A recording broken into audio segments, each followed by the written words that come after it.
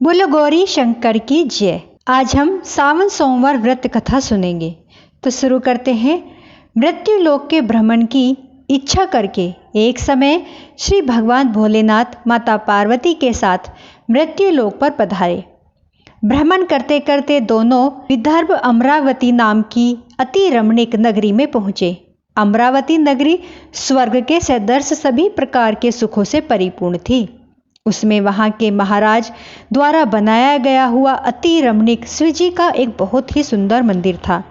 भगवान शंकर भगवती पार्वती के साथ इस मंदिर में निवास करने लगे। एक समय माता पार्वती जी भगवान भोलेनाथ को प्रसन्न देखकर बोली, हे महाराज, आज तो हम दोनों चौसर खेलेंगे। शिवजी ने प्राण प्रिया की बात को मान लिया और चौसर खेलने लगे।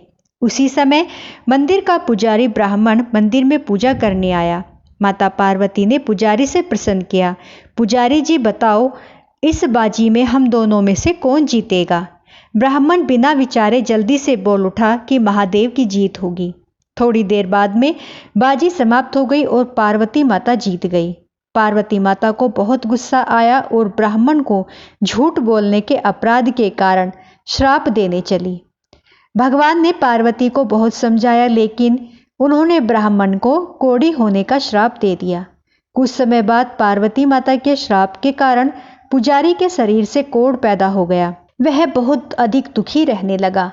पुजारी को कष्ट भोगते हुए जब बहुत दिन गुजर गए, तब एक दिन देवलोक की अप्सराएं शिवजी की पूजा करने के लिए उस मंदिर में पधारी।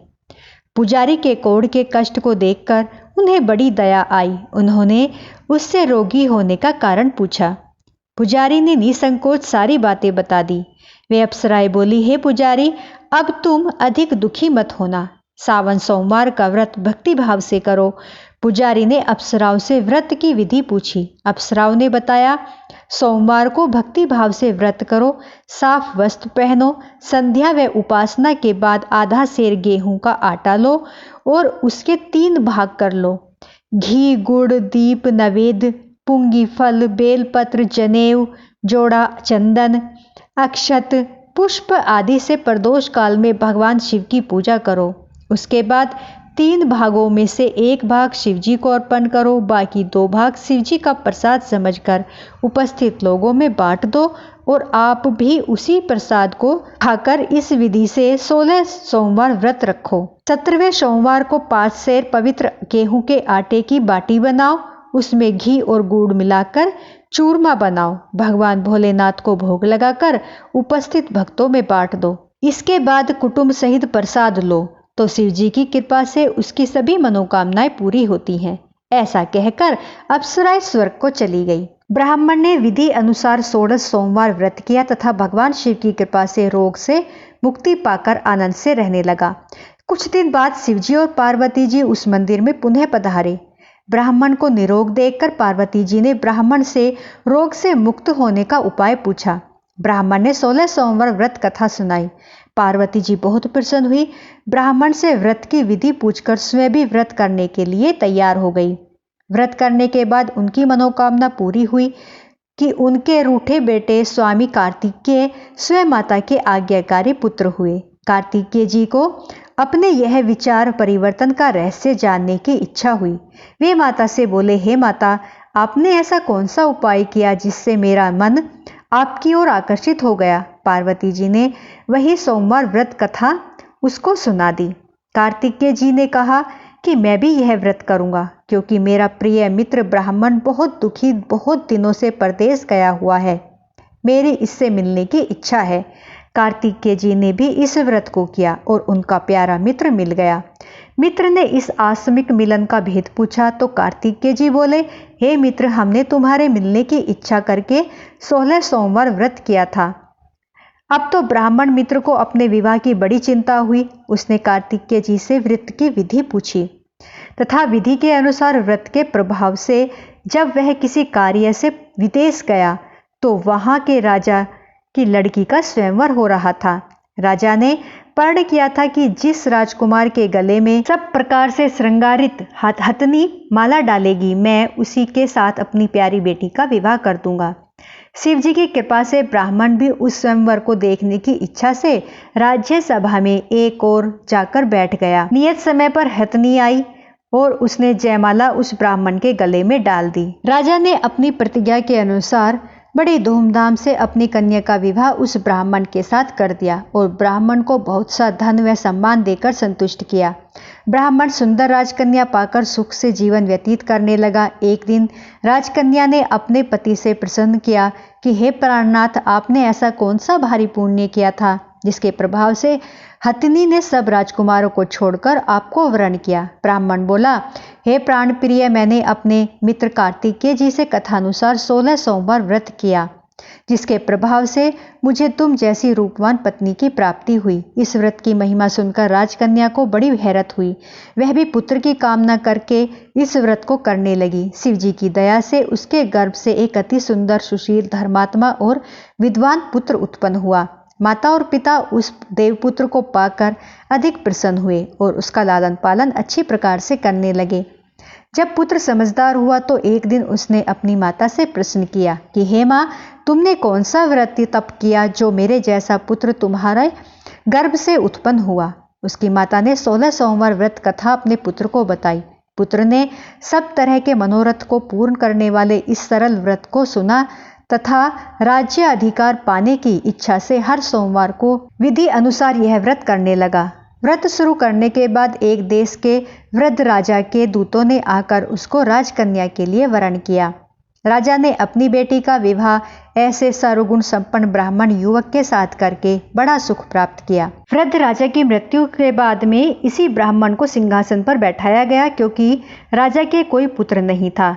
राज्य का उत्तराधिकारी होकर भी वह ब्राह्मण पुत्र 16 व्रत करता रहा। जब 17वां सोमवार का व्रत आया तो विप्रपुत्र ने अपनी प्रियतमा से पूजन सामग्री लेकर शिव पूजा के लिए शिवालय में चलने को कहा, परंतु उसकी पत्नी ने उसकी आज्ञा नहीं मानी।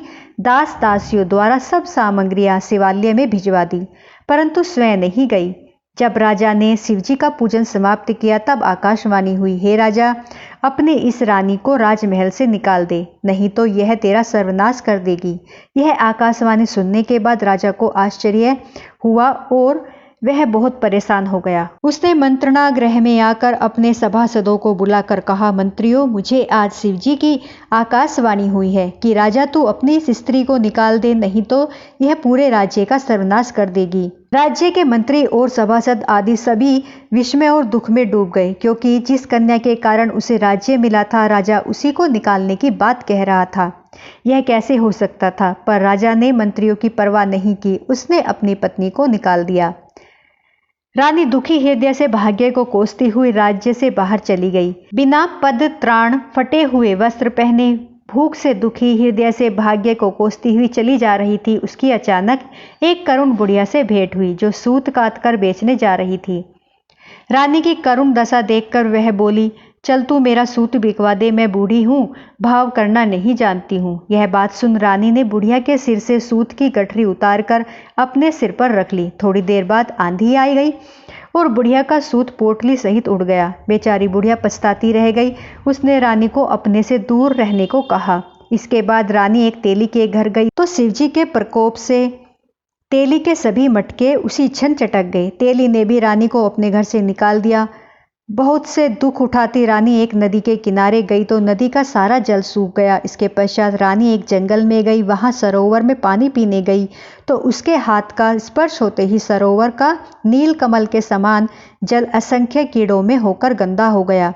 रानी ने भाग्य पर दोषारोपण करते हुए उस जल को पीकर पेड़ की शीतल छाया में विश्राम करना चाहा, परंतु वह जिस पेड़ के नीचे विश्राम करती वह पेड़ पत्ते गिराकर सूख जाता। वन सरोवर जलाशय के ऐसी दशा देखकर गऊ चराते हुए ग्वालों ने अपने गोसाई जी से, जो उस जंगल में स्थित मंदिर में एक पुजारी थे, उनको यह बात बताई। गोसाई जी ने आदेशानुसार ग्वालों ने रानी को पकड़ा और गोसाई जी के पास ले गए। रानी की मुख कांति और शरीर शोभा देखकर गोसाई जी जान गए कि यह अवश्य ही कोई विधि की गति की मारी कुलीन स्त्री है।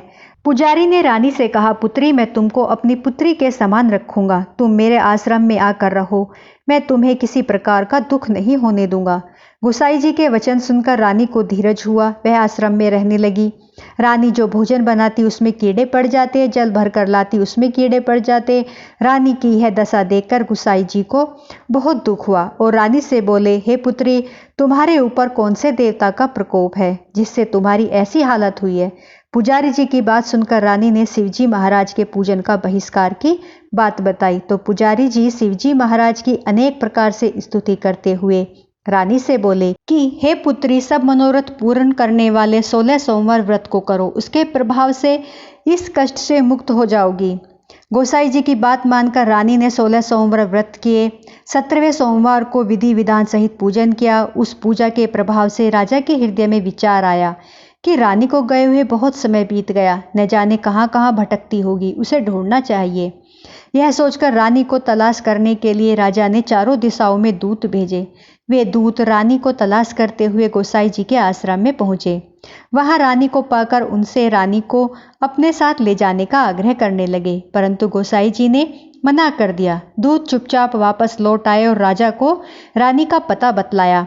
रानी का पता पाकर राजा गोसाई जी के आश्रम में गए और उनसे कहा, महाराज, जो देवी आपके आश्रम में रहती है वह मेरी पत्नी है। शिवजी के प्रकोप के कारण मैंने उसे त्याग दिया था। अब मैं भोलेनाथ की कृपा से उसे लेने आया हूँ। कृपया मुझे अपनी पत्नी को साथ ले जाने की आज्ञा दीजिए। यह सुनकर गोसाई जी बड़े प्रसन्न हुए। उन्होंने रानी को राजा के साथ जाने की अनुमति दे दी। राजा बड़ी प्रसन्नता के साथ रानी को महल में लेकर आया। सारे राज्य में उत्सव मनाया गया और चारों तरफ प्रसन्नता की लहर दौड़ गई। सारी प्रजा ने अपनी रानी के आने की खुशियां मनाई। राजा और रानी फिर नियम पूर्वक 16 सोमवार के व्रत का पालन करते हुए बहुत समय तक आनंद पूर्वक भूलोक पर निवास करते रहे। अंत समय में दोनों को मोक्ष की प्राप्ति हुई। इस प्रकार जो मनुष्य 16 सोमवार के व्रत को श्रद्धा पूर्वक करता है उसकी सभी मनोकामनाएं भगवान शिव जी की कृपा से पूर्ण होती है और उसे मोक्ष की प्राप्ति होती है। बोलो भगवान भोलेनाथ की जय। तो भक्तों, मेरी ये वीडियो आपको पसंद आई हो तो प्लीज़ लाइक, सब्सक्राइब, शेयर जरूर करें। आप सभी को हाथ जोड़कर प्रणाम। हर हर महादेव।